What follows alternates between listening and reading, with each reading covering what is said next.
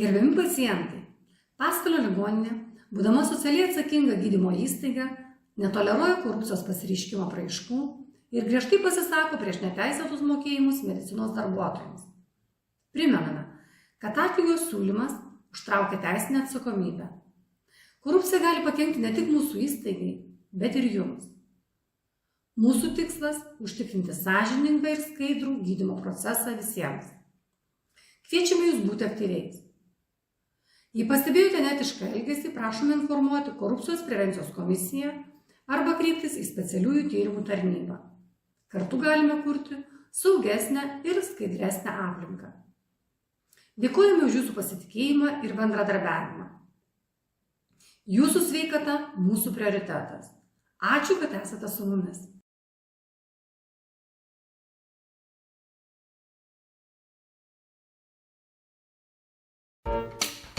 Gyvenimas yra gražus, bet kartais jame pasitaiko dramų.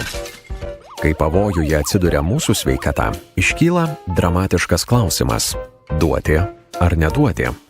Dauguma Lietuvos gyventojų vis dar mano, kad kyšiai ir pažintys padeda spręsti problemas. O kaip yra iš tikrųjų? Jūs galvojate, gydytojas gydys geriau, jei gaus dovanų. Netiesa. Gydytojai vadovaujasi schemomis ir algoritmais, kurie ir lemia gydymo planą. Jūsų dovanos čia nėra numatytos. Greičiau gausiu paslaugą? Galbūt. Tačiau kieno sąskaita? Kaimyno mamos? Bendradarbio dukters? Neduosiu, gydytojas elgsis nemaloniai. Netiesa. Siūlydami gydytojui kyšį, rodote nepasitikėjimą juo, tai ir sukuria nemalonę situaciją. O kaipgi gydytojai? Imti ar neimti? Štai kur klausimas. Neimsiu, bet pacientas netikės gydymo efektyvumu. Netiesa. Nuoširdžiai pasikalbėkite ir nuraminkite pacientą. Tai veikia geriau už bet kokius senus prietarus. Tai tik maža dovanėlė, nieko ypatingo. Netiesa. Ir mažos dovanėlės yra kyšis. Nerizikuokite savo reputaciją ir išsaugokite paciento orumą. Gyvenime tai pravers. Kuriant sąžiningą sveikatos apsaugos sistemą, jūsų vaidmuo pagrindinis. Kyšininkavimas yra žalingas įprotis. Kyšininkavimas yra žalingas įprotis.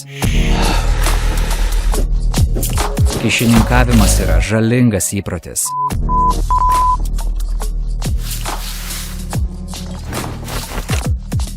Kyšininkavimas yra žalingas įprotis.